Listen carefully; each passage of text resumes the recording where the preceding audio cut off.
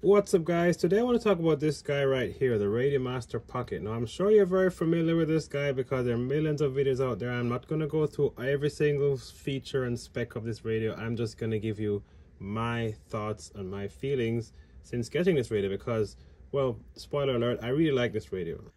So guys, one of the most important things is, how does this feel in your hand? That's the question that many people are probably asking. How does it feel to hold this? Well, compared to everything else, I think the ergonomics are pretty spot on. I really like how this feels. If you're used to a bigger radio, of course, your hands are going to be closer together and it's going to, take some time to get used to it. I think my fingers kind of fall exactly where they need to be. I have to kind of stretch to reach this switch.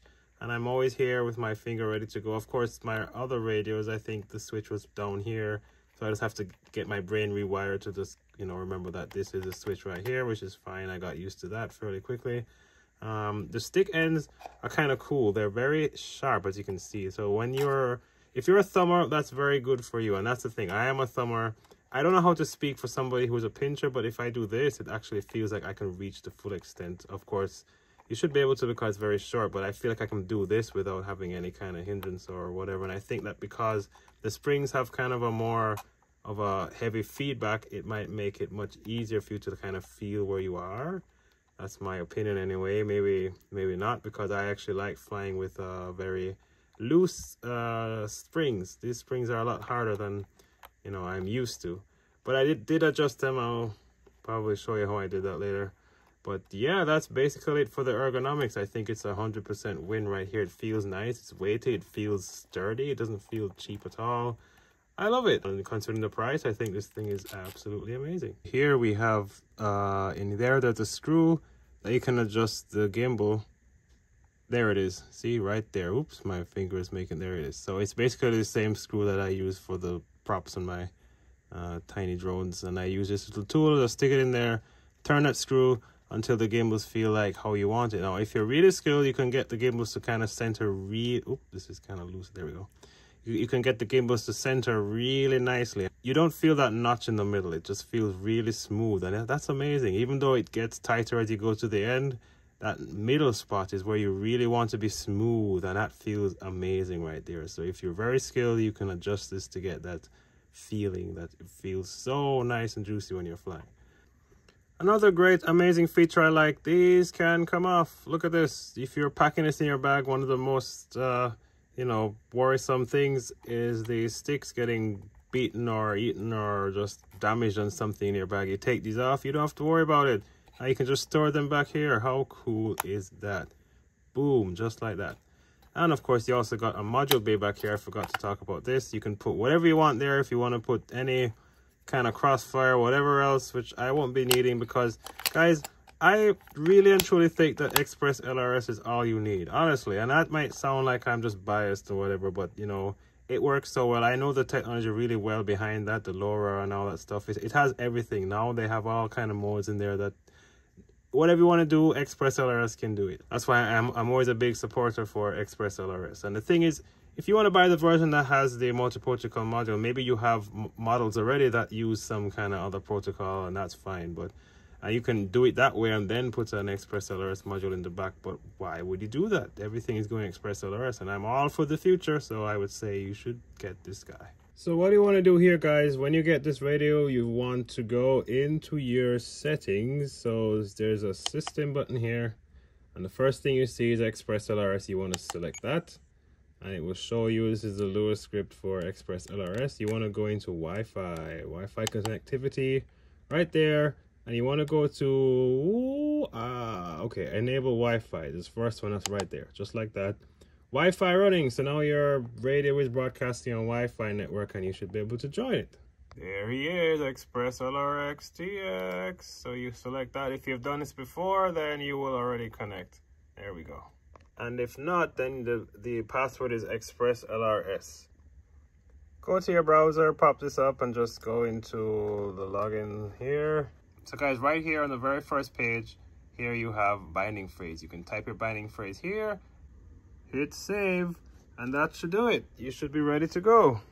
I've been flying mainly the Jumper T Pro. This guy had a video on him, and I did kind of an extensive setup video on this because this needed a whole bunch of setup, and yeah, with the Radiomaster Pocket, everything is ready to go, guys. You just turn this guy on and you just put in your binding phrase. All the button switches are just set up. You have, so you probably all know this, but just to go over this again, you have these two latching switches.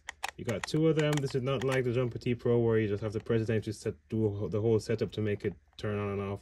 There's one momentary switch here, which I would use to like start, stop an external camera if I have that attached. Then you have your flight modes that I put here, you know, or here, whatever you want to put, GPS return to home. Then you have a potentiometer here. So guys, just to show you real quick what's happening here in the receiver tab. Of course, the first 4 channels are your control, your yaw pitch, and your throttle. First switch here is aux 1. Next switch here is aux 2. See? And then you got aux 3. And aux 4 is this switch over here. Now, what I didn't realize and I just learned is that this potentiometer here, this is actually, it doesn't have like a centering that you can feel, but it beeps when it reaches the center, which is actually really cool. See? Once it reaches the middle there, and you can see it over here, it's a bit out of focus, but yeah, see? That's cool. I think that's really useful if you're going to be flying a plane and you're doing it for flaps and you want to know where the middle is. You just wait to hear that. So that's actually really nice that they did that. And this momentary switch is aux 5. So that's how it works. Just press, hold, it's on, and that's off. So if you want to start and stop a camera, you can do that. Really amazing radio right here. One more thing, guys. This guy defaults on 1,000. What do you call it? The packet rate is set to 1,000 when you first get it. Come on, focus. There we go. So I set mine to 250.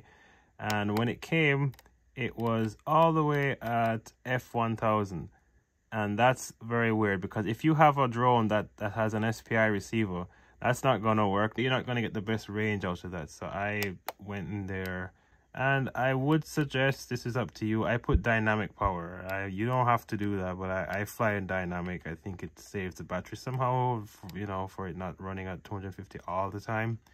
That's what worked for me. So those are the settings I changed. Everything else was just straightforward stock and it just worked.